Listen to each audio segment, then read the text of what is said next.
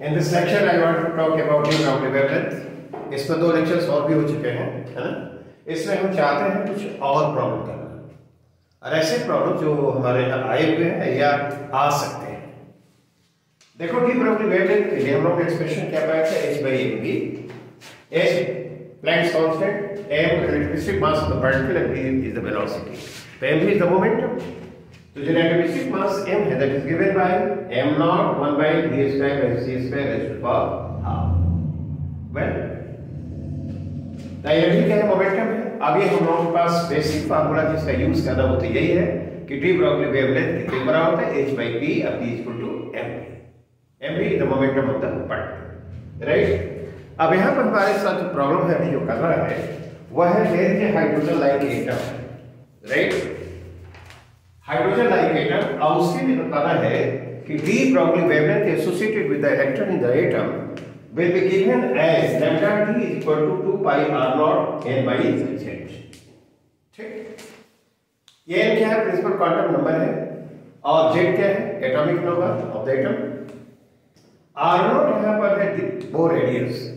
Bore radius hydrogen atom जब ground state में हो तो उसका जो रेडियस होगा ऑर्बिट का, यानी फर्स्ट ऑर्बिट का जो रेडियस है हाइड्रोजन एटम में, उसे हम क्या करते हैं, बोर रेडियस।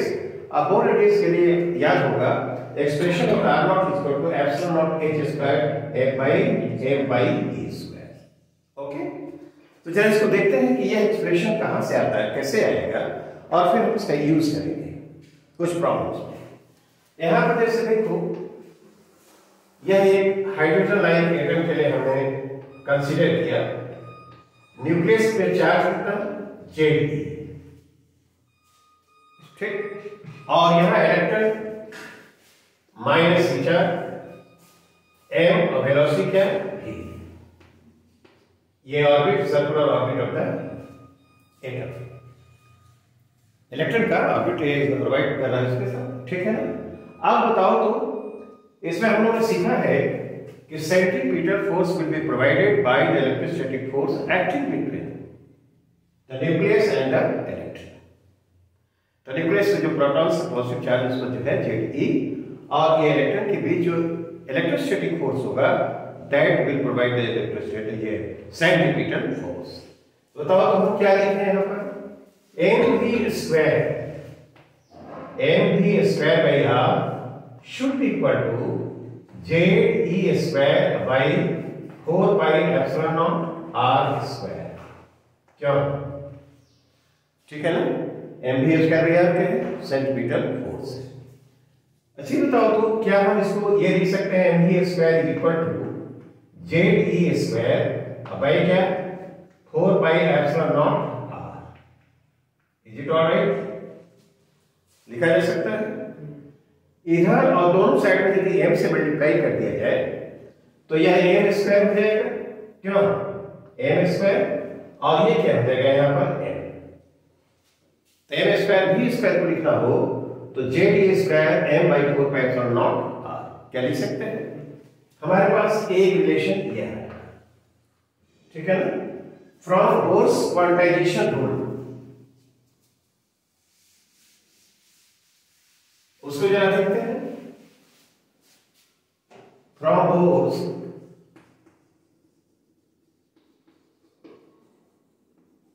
क्वांटाइजेशन रूल, क्या तुम लोग बता सकते हो रूल क्या है? mvr angular momentum nh by 2 क्या, ठीक है ना? तो बताओ तो mv लिखना होगा तो क्या लिखोगे, nh by 2 pi r, ठीक है ना? और इसको दोनों तरफ स्क्वायर कर दिया गया है, ठीक है ना? तो m स्क्वायर b स्क्वायर हम क्या ले सकते हैं, h स्क्वायर h स्क्वायर, हाँ, h square by 4 pi square r square. क्यों, ये सेकंड हो गया नहीं? अब देखो तो इन दोनों का लेफ्ट हैंड साइड इक्वल है ना, तो जब है तो क्या लिख सकते हैं, देन हम लिख सकते हैं n square h square 4 pi square R square is equal to Z E square M by 4 pi epsilon naught R. क्यों क्या कैंसिल कर सकते हो? देखो ये आर से एक आर तो गायब हो गया, ये 4 पाई स्क्वायर तो पाई यहां पर रहेगा। क्यों हम आर क्या लिख सकते हैं? यहां जगह बनाई है, आर की जगह पर क्या लिखेंगे? Radius of the orbit R इधर जाएगा ना, तो एन स्क्वायर एच स्क्वायर, तो हम लिख सकते हैं यहां पर H square by M pi E square. क्यों? और जेड बाई जेड नहीं, एन है ना यहां पर, आर इधर गया है ना, तो N square by Z, N square by Z. क्या आर हो गया नहीं? अब देखो तो ये जो एप्सिलॉन छूटा हुआ है, एप्सिलॉन नॉट एच स्क्वायर होगा। हाँ एप्सिलॉन नॉट एच स्क्वायर, यहाँ पे एप्सिलॉन नॉट होना चाहिए। ये इधर गया है एप्सिलॉन नॉट एच स्क्वायर और एच स्क्वायर, और नीचे क्या आएगा? M pi E square Z. हाँ एम पाई ई स्क्वायर, वो सही है। हाँ ये जेड, ठीक है ना। अब देखो ये हो गया। अब एक काम करते हैं यहां पर, ये जो देख रहे हो ये, इसको हम आर नॉट कहते हैं। Epsilon naught H square M pi A square hydrogen atom के लिए जेड का वैल्यू 1 होगा, और फर्स्ट ऑर्बिट के लिए एन भी 1 लिखेंगे, तो यहां पर 1 हो जाएगा, यहां पर 1, तो यही बचेगा ना, तो वो बोर रेडियस कहलाएगा। तो बोर रेडियस आर नॉट जो लिखते हैं हम लोग, वह क्या होगा? Epsilon naught H square M pi A square. This is the radius of the first orbit in hydrogen atom. तो ये जो बचा वो क्या लिख दिया हम लोगों ने? एन स्क्वायर बाई क्या? Z R naught. क्या क्लियर है? नहीं? अच्छा अब देखो तो अगेन हम यहां पर ये सोचें, M V R is equal to N H by 2 pi, ठीक है ना? एम भी तो मोमेंटम है ना, तो 2 pi R by N, R by N क्यों इज इक्वल टू क्या लिखोगे? Lambda D. नहीं, हाँ एच बाई एम भी, ये कुछ और नहीं, लैम्डा डी होगा। कैसा है बोलो? तो जब ये 2 पाई आर बाई एन लिख दिया, यह जो हुआ डी ब्राउली वेवलेंथ, तो आर के लिए वह वाला लिखा जा सकता है, इसलिए लैम्डा डी जो हमारे पास आएगा, लैम्डा डी, वह क्या लिखोगे? 2 पाई बाई एन, है ना, और आर की जगह क्या लिखना है? R naught N square by Z, R naught N square by क्या? जेड। तब यह क्या बनेगा? देन लैम्डा डी जो डी ब्रॉगली वेवलेंथ है, तो 2 पाई आर नॉट, नहीं एन से एक गायब हुआ, तो एन बाई क्या आएगा? जेड। क्या यही है? यही लिखना था। बोलो, हाइड्रोजन लाइक एटम है, उसमें इलेक्ट्रॉन के साथ जो डी ब्रॉगली वेवलेंथ एसोसिएटेड होगा, that can be given as 2 pi R naught N by Z, जहां पर आर नॉट क्या है? बोर रेडियस है, और एन क्या है? प्रिंसिपल क्वांटम नंबर, और जेड क्या है? Atomic number. Is it all right? यह एक्सप्रेशन हम लोगों को दिखलाना था कितना होना चाहिए। अब हम जरा यूज करते हैं, इसको याद रखेंगे। और हमने बताया था कि जो आर नॉट क्या होता है, वो बोर रेडियस, और वो कितना? Epsilon naught H square by M by E square. Is it all right? Now let us consider another problem. Now let us consider this problem.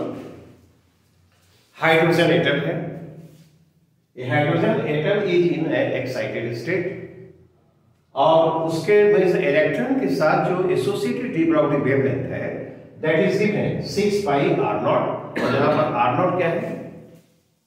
Bore radius है, ठीक है ना। अब कहता है कि atom directly comes to the ground state और emitted जो फोटोन होगा उसका इफेक्टिव मास या मोशनल मास क्या होगा ये जानना चाहते हैं। ठीक है ना? तो ये जानने के लिए पहले हम लोग देखें कि किस एक्साइटेड स्टेट में वह है, मतलब उस एटम के लिए n का वैल्यू क्या है। तो देखो तो लैम्डा डी अभी हम देखे हैं, lambda D hydrogen like atom के लिए lambda D D Broglie wavelength associated with electron that is given by 2 pi r not क्यों और n बाई j।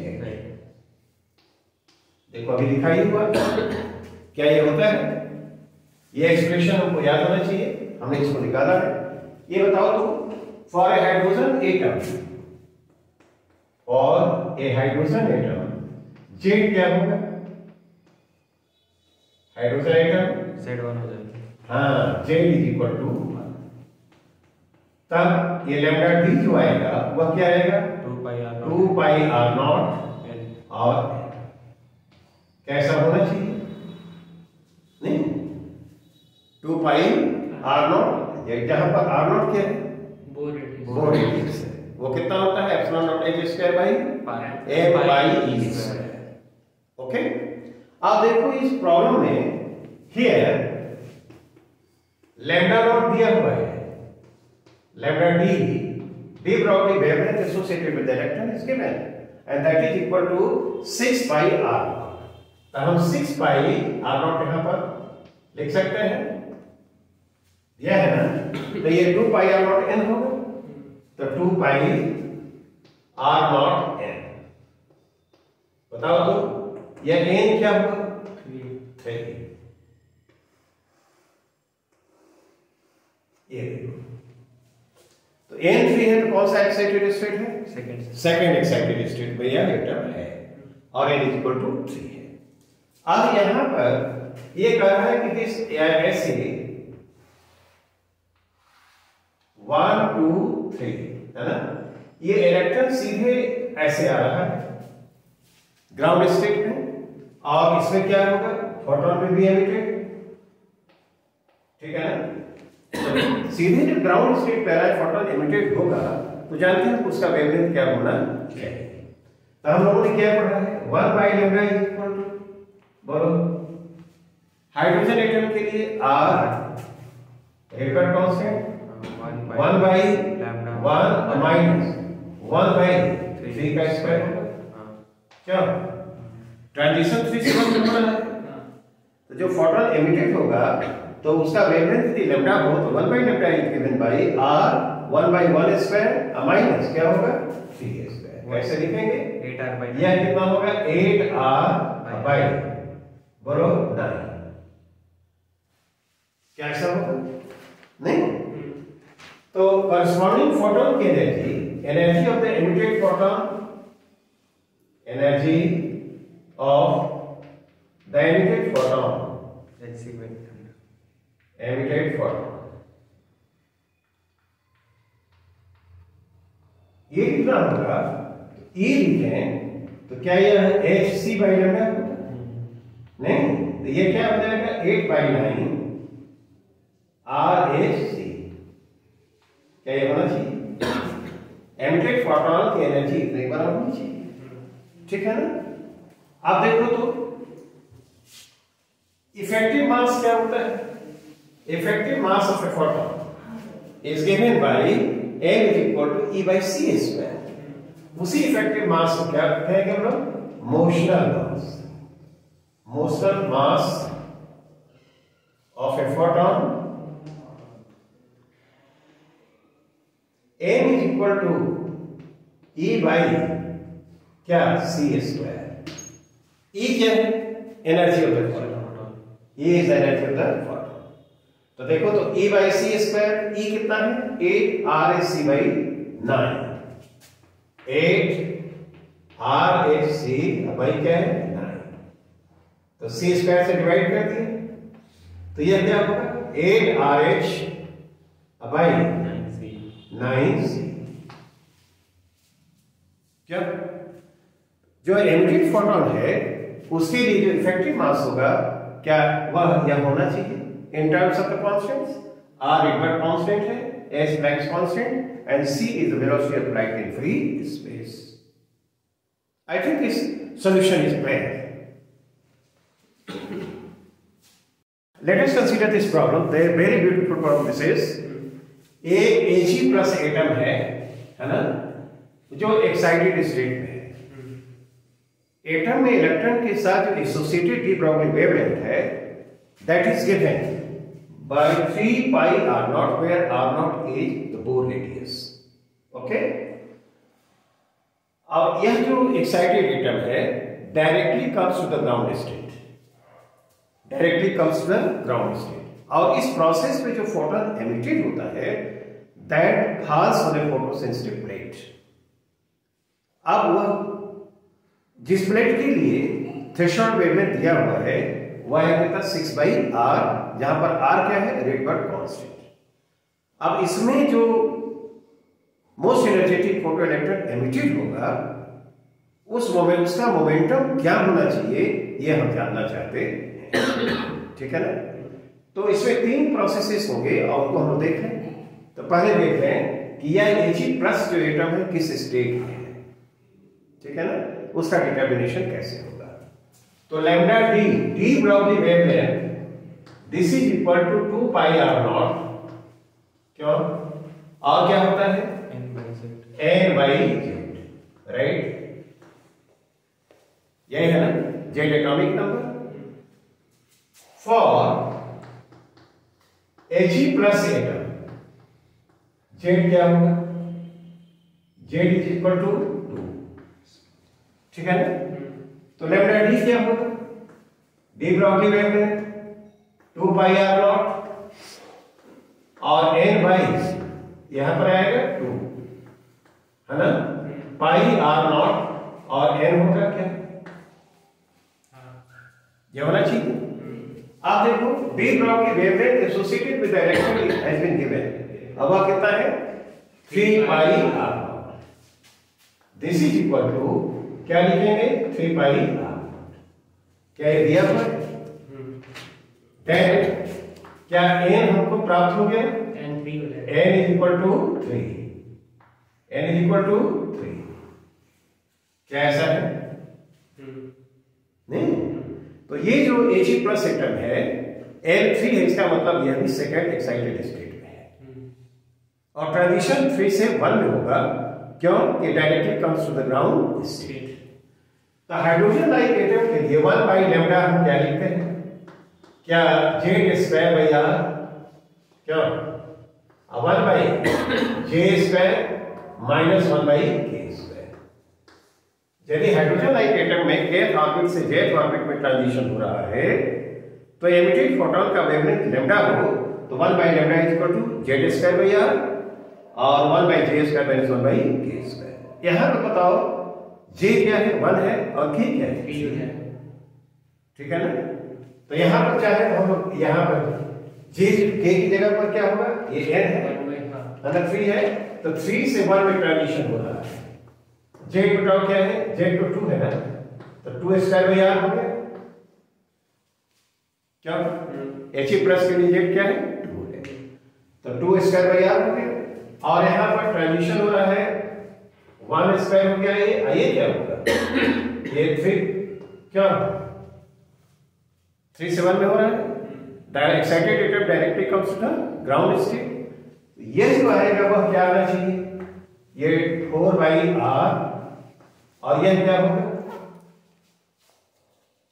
8 बाई 9 होना चाहिए, 8 बाई ये 32 बाई 9r। देखो ये जो फोटोन एमिटेड होगा तो उसके लिए है energy of the emitted photon हम लिखना चाहें, energy of the emitted photon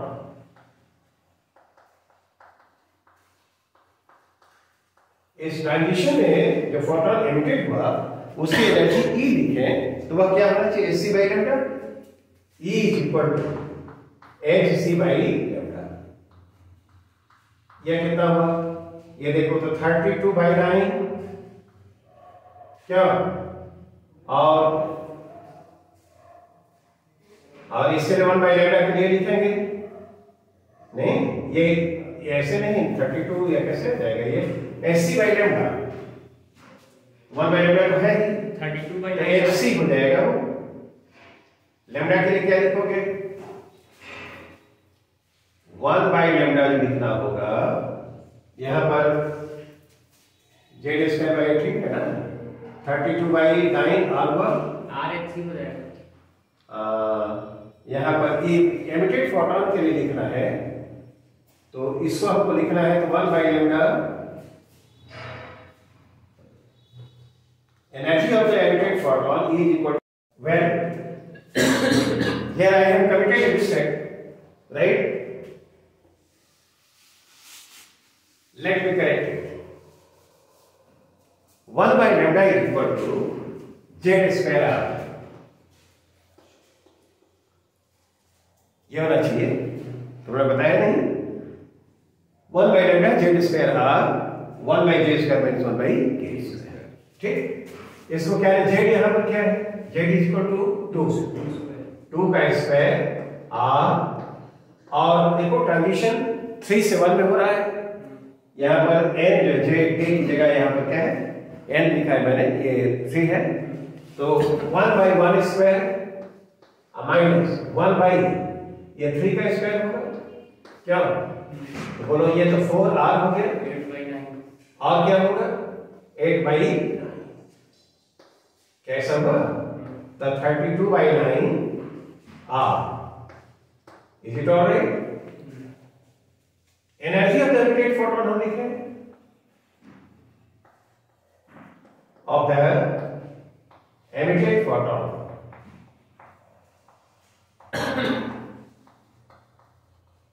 E is equal to क्या लिखेंगे एच सी बाई लैम्डा। हाँ एच सी बाई लैम्डा तो देखो ये 32 बाई 9 आर एच सी ये फोटोन जो एमिटेड हुआ उसकी एनर्जी इतनी होनी चाहिए और यह फोटोन एक फोटो सेंसिटिव प्लेट पर इंसिडेंट होता है और जिसके लिए थ्रेशोल्ड वेवलेंथ क्या है 6 बाई आर है और आर क्या है रेडबर्ग कांस्टेंट ठीक है। तो आप देखो photoelectric effect equation from the photoelectric effect equation electric effect equation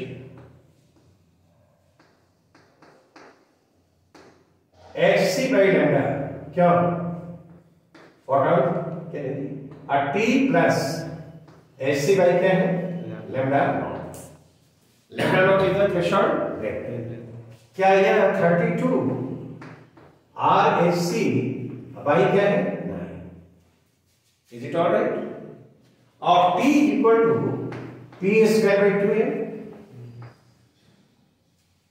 m is the mass of the electron and P is the momentum that in terms of momentum kinetic energy P square by 2m और यहां पर ये क्या लिखना है SC by lambda naught ठीक है।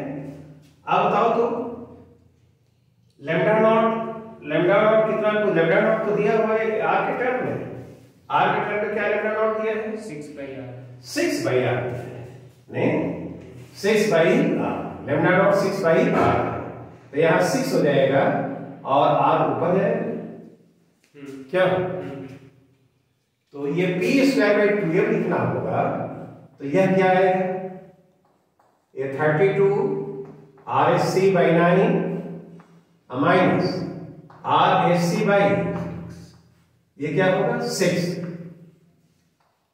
ठीक है ना तो ये 18 इस तरह से हो जाएगा और ये 262 माइनस 64 माइनस क्या हो जाएगा 3 तो 61 by 18 होगा 61 by 18 क्या RSC होना चाहिए तो P जो आएगा P स्क्वायर तो P स्क्वायर हम लिखेंगे तो 2 से तो पहले कैंसिल करो तो ये 61 by 9 होगा और M RSC क्यों P स्क्वायर होगा ऐसे स्क्वायर कर दिया तो सी में C M R H C होगा। MRHC, राइट, और इसका स्क्वायर रूट कर देते हैं। I think this answer is correct. नहीं, most energetic photoelectron which will come out from the photosensitive plate, its momentum will be equal to this much. This momentum in terms of constants, mass is the m is the mass of the electron, Rydberg constant, r ये h और c यानी सबका value दिया हुआ हो तो हम लोग कैलकुलेशन भी कर सकते हैं। I think this is all right. Late us consider this problem. एक फोटोसेंसिटिव प्लेट है और उस पर वेवलेंथ लैम्डा का रेडिएशन फॉल करता है, ठीक है ना, और यह जो रेडिएशन फॉल कर रहा है उसका वेवलेंथ डीप ये उसके थ्रेशोल्ड वेवलेंथ से क्या है, कम है, यानी कि वह फोटो सेंसिटिव प्लेट के लिए वो फोटो एमिशन कॉज कर रहा है। फोटो एमिशन कॉज तभी होगा जब इंसिडेंट वेवलेंथ, इंसिडेंट रेडिएशन का वेवलेंथ क्या होगा, थ्रेशोल्ड वेवलेंथ से कम होगा। एक बात तो होगी। और उस यदि हम लोग उसमें डेल्टा लैम्डा चेंज करते हैं, there is a small change in the wavelength of the incident radiation, तो जो डी ब्रॉगली वेवलेंथ एसोसिएटेड है फोटो इलेक्ट्रॉन के साथ, of course that is the most energetic photo electron, वो लैम्डा डी में जो चेंज हो रहा है वो डेल्टा लैम्डा डी है। हमसे पूछा जा रहा है कि डेल्टा लैम्डा डी और डेल्टा लैम्डा, ठीक है ना, वह क्या होना चाहिए। हमको लैम्डा डी और लैम्डा मालूम है, और भी जो क्वांटिटी अपीयर होगी वो कांस्टेंट्स होगी और उनका भी वैल्यू हमको मालूम होना चाहिए। क्लियर? तो हम क्या करें, फोटो इलेक्ट्रिक इफेक्ट इक्वेशन लिखें। From the photo electric effect equation क्या होता है, from the photo electric effect equation हम लोग क्या लिखेंगे, hc by lambda, this is the energy of the incident photo, ठीक, और t प्लस फाइव कैसा होगा, t इज इक्वल टू क्या लिखते हो, p स्क्वायर बाय 2a, और p क्या लिखते हो, h बाई लैम्डा डी, क्या नहीं, p is equal to h by lambda, lambda d is equal to h by p लिखते हैं, तो क्या p h by lambda d होगा, जहां पर लैम्डा डी क्या डी ब्रॉगली है, और t p स्क्वायर बाई 2 है। तो हम यहां पर t लिखना चाहे तो क्या लिखोगे, क्या h स्क्वायर बाई 2m और लैम्डा डी स्क्वायर, ये डी ब्रॉगली वेवलेंथ के टर्म में काइनेटिक एनर्जी को लिखना हो तो h square by 2m by 2m lambda d square. तो हम ये अब क्या लिखेंगे, इसलिए hc बाई लैम्डा लिखना होगा, तो यह लिख सकते हो h square by 2m lambda d square और प्लस क्या 5। For given plate 5 work function is constant. अब इसमें स्मॉल चेंज लिखा जाए तो स्मॉल चेंज लिखेंगे तो क्या लिखोगे, hc डेल्टा 1 बाई डेल्टा क्या is equal to h square by 2m और delta 1 by lambda d square, और ये कांस्टेंट है तो उसमें जो चेंज होगा वो क्या होगा, 0 होगा। अब hc हम लिखे यहां पर और इसमें चेंज निकालने को डिफरेंशिएट करना होगा, तो लैम्डा पावर -1 होगा तो -1 बगल में आ जाएगा, तो -1 और क्या delta lambda by lambda square, रखिए लैम्डा पर पावर -2 होगा तो इसे लिख लोगे, और यहां पर लिखना होगा तो h स्क्वायर बाई 2m लिखेंगे क्या, और ये -2 होगा, नहीं -2 पावर बगल में आया, एक घट गया, तो ये आएगा डेल्टा लैम्डा डी और बाई क्या लैम्डा क्यू, ठीक। आपको डेल्टा क्या लाना है आपको, लैम्डा डी, हाँ लैम्डा, तो ये इधर चला जाएगा, ये इसको इधर लाएंगे पहले ये काम करो, 2 से 2 ये कैंसिल हो गया, माइनस से माइनस हो गया, एच यहां पर गायब करो, नहीं ठीक है। तो इसको इधर ले जाना है, इसको इधर ले आना है, तो यहां पर लैम्डा डी है ना, तो लैम्डा डी क्यू बाई ये लैम्डा स्क्वायर है, और यहां पर क्या सी है, यहां पर ना सी बचेगा, और उधर से क्या है तो उधर एम भी ऊपर जाना चाहिए ना, हाँ एम ऊपर आएगा, एम ऊपर आएगा, एम सी क्यों, और ये एच आएगा यहाँ पर, and this should be equal to lambda d by क्या डेल्टा, है ना। तो हम लोगों को मिला क्या, डेल्टा ये लैम्डा डी बाई, बोलो delta lambda should be equal to MC by H, MC by H, lambda d q by lambda square, और ये क्या lambda d q by lambda square, ये हमारा आंसर होना चाहिए। क्या डेल्टा लैम्डा डी और डेल्टा लैम्डा का जो रेशियो होगा यह होना चाहिए, MC by H lambda d q by lambda square, lambda D de Broglie wavelength associated with the most energetic photoelectron. I think this explanation is clear. Okay, that's all for today. Thank you.